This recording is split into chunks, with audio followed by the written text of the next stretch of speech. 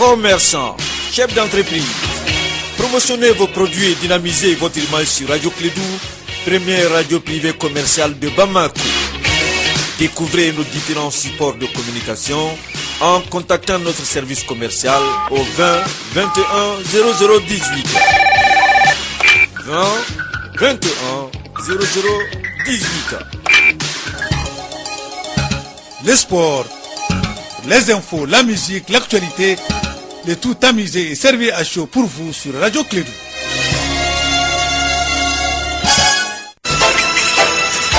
Radio Clédou, le journal avec Sotelma Malitaire. Mesdames et messieurs, fidèles auditeurs, et condition de Clédou sa matinale, ceux qui arrivent pour la première fois, les habitués, les inconditionnels, ceux qui sont toujours à l'écoute, bonjour à vous tous et bienvenue. Très bon réveil et surtout nous vous souhaitons une très bonne chance en ce lundi matin, 15 octobre l'an 2018, 7h30 temps universel. Voici le journal de Clédou, première édition, une présentation de Bakary Sekou Cissé. Bakary, bonjour et bonne semaine à toi. Oui, merci Abdoulaye, bonjour à toutes et à tous. Bienvenue dans cette édition. La première de Clédou Info, le premier ministre Soumaïla Bouboué Maïga était au centre du pays durant 72 heures. Sur place, il a rencontré les autorités locales, les forces de défense et de sécurité, ainsi que les forces vives pour discuter des préoccupations des populations. On en parle dans ce journal avec Kassim Traoré. Et puis un autre titre de ce journal, la grève des magistrats. Le premier ministre Soumaïla Bouboué Maïga passe à la vitesse supérieure. Il dit, je cite, dès la semaine prochaine, nous procéderons à la vérification dans les tribunaux du respect ou non de l'effectivité de la réquisition des magistrats. Vous l'attendrez dans cette édition également. Et puis sur un autre plan, pour parler maintenant de l'élevage, le ministre de l'élevage et de la pêche, Kaneurukia Magiraga, a visité, c'était le vendredi, l'usine Grand Moulin du Mali. Cette visite s'inscrit dans le cadre du suivi de la campagne agricole. Notre envoyé spécial à Koulikoro, Etienne Niaré, donc, a pris les propos de la ministre. Vous l'attendez dans cette édition. C'est le titre, le développement dans un instant avec Bakary Cissé.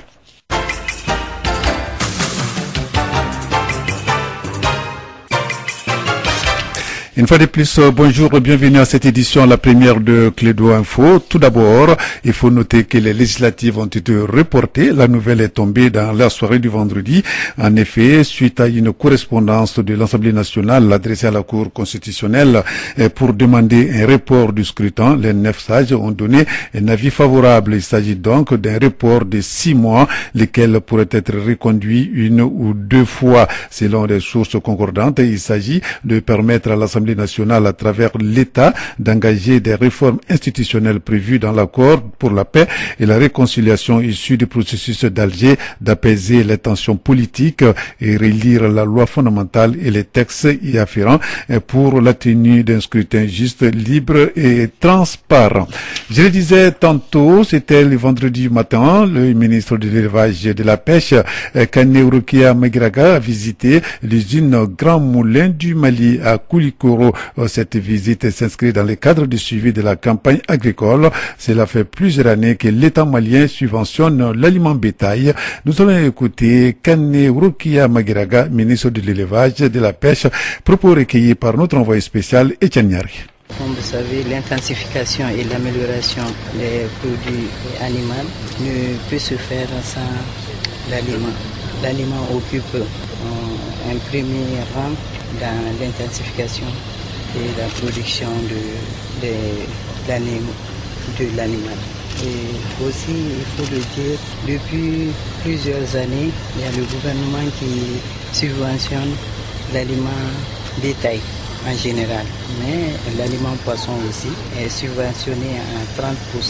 Donc nous avons décidé de visiter l'usine Grand Moulin du Mali pour voir leur capacité de production et aussi voir un peu les conditions de travail parce que ce sont nos partenaires et comme je le disais, pour l'intensification et l'amélioration des productions animales, l'aliment occupe une place de premier choix.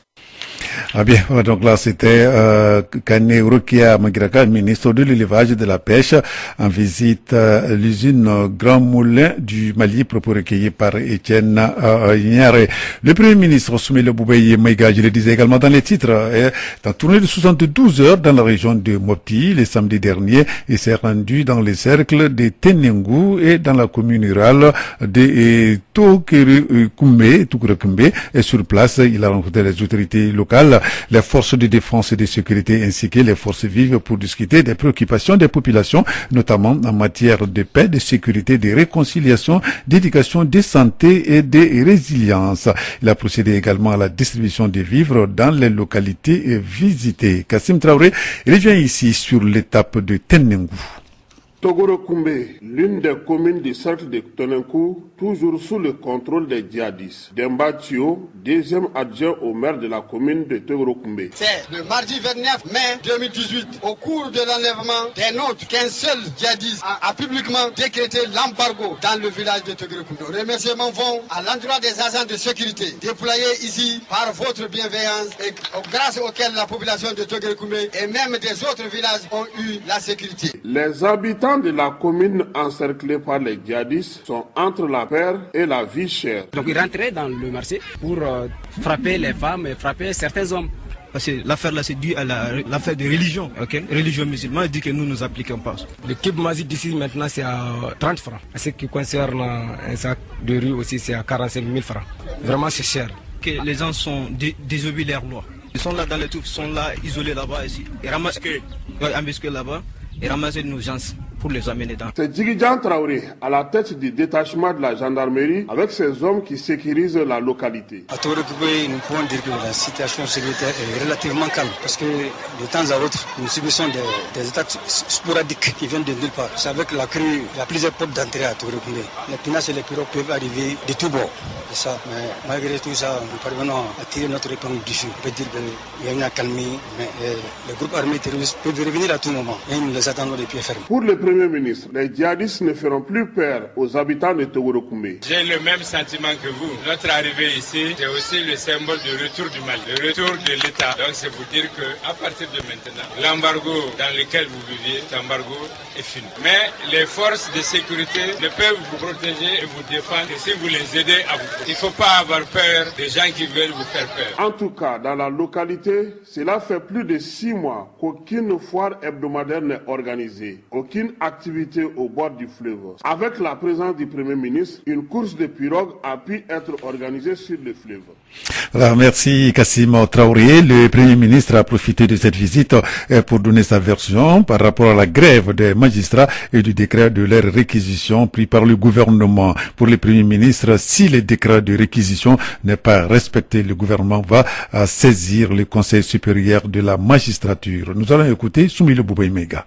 Les défis que nous avons à relever demandent à chacun de donner un peu de lui-même. Sinon, on ne pourrait pas en sortir. Actuellement, au-delà du gouvernement, le pays tout entier est confronté à la grève illimitée des magistrats. Le gouvernement a été obligé de prendre, comme tout le monde le sait, un décret pour réquisitionner les personnels qui sont, de par la loi même, et même sans ce décret-là, normalement, astreints au service minimum. Le gouvernement continuera de respecter tous les engagements qu'il a pris. Pas ce qu'il n'a pas pris. Le seul engagement financier que le gouvernement a pris, c'est d'augmenter de 10% les salaires. Compté de 2017, et c'est ça que nous faisons. Nous avons indiqué à tous nos partenaires sociaux que sur la question générale des salaires, nous allons organiser au mois de décembre et de janvier une conférence sociale sur la question des salaires pour voir comment traiter cet aspect-là de notre vie de manière durable en tenant compte des ressources et dans l'équité. Et la semaine prochaine, nous ferons le point de l'effectivité du service minimum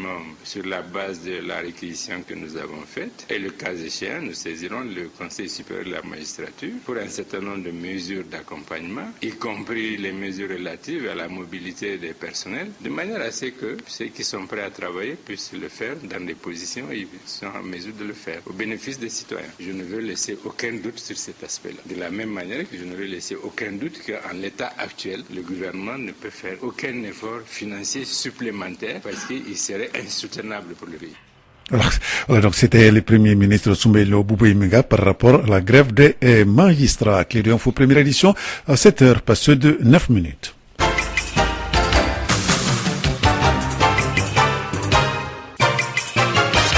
Actualité internationale à présent, le premier résultat des élections locales couplées de Côte d'Ivoire ont commencé à tomber dimanche au siège de la commission électorale indépendante.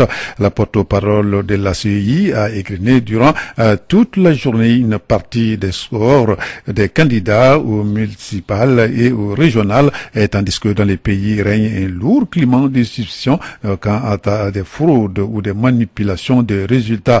Le PDCI d'Henri Konan Bédier se montre extrêmement suspicieux et puis à l'encontre donc du RHDP de son ex-allié Alassane Dramane Ouattara.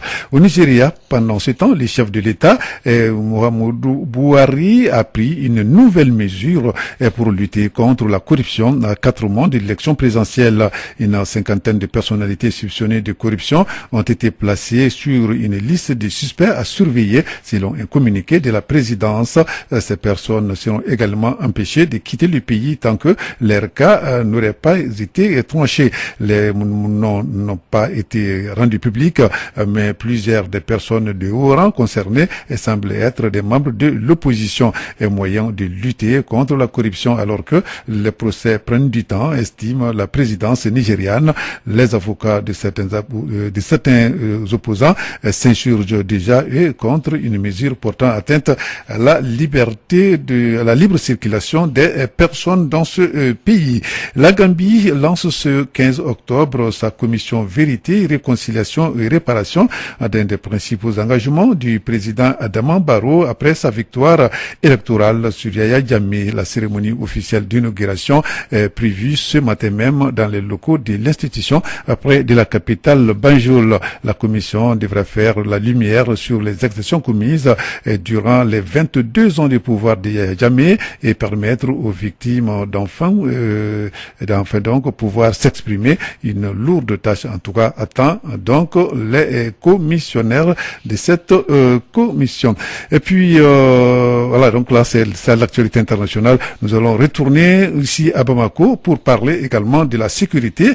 8 jet skis, 2 bateaux et des kits de secours. Ce sont des matériels que le ministère de la Sécurité et de la Protection civile a remis à l'inspecteur en chef de la gendarmerie. Ce matériel est destiné à la brigade fluviale de Bamako a coûté plus de 245 millions de francs CFA à l'État malien. Le général de division Salif Traoré, ministre de la Sécurité intérieure, nous donne des précisions.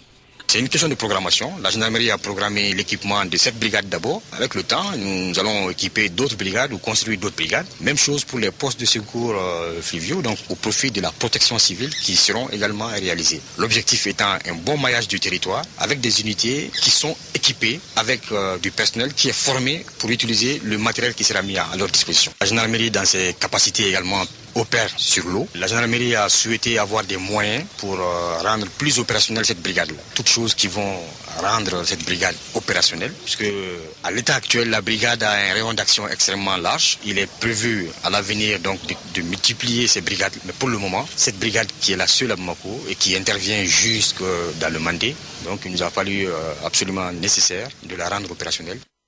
Voilà, donc la générale de division Salif Traoré, ministre de la Sécurité.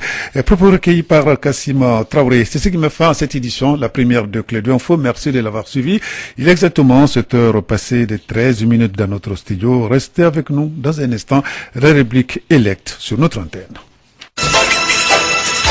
Radio Clédou, le journal avec Sotelma Malitel.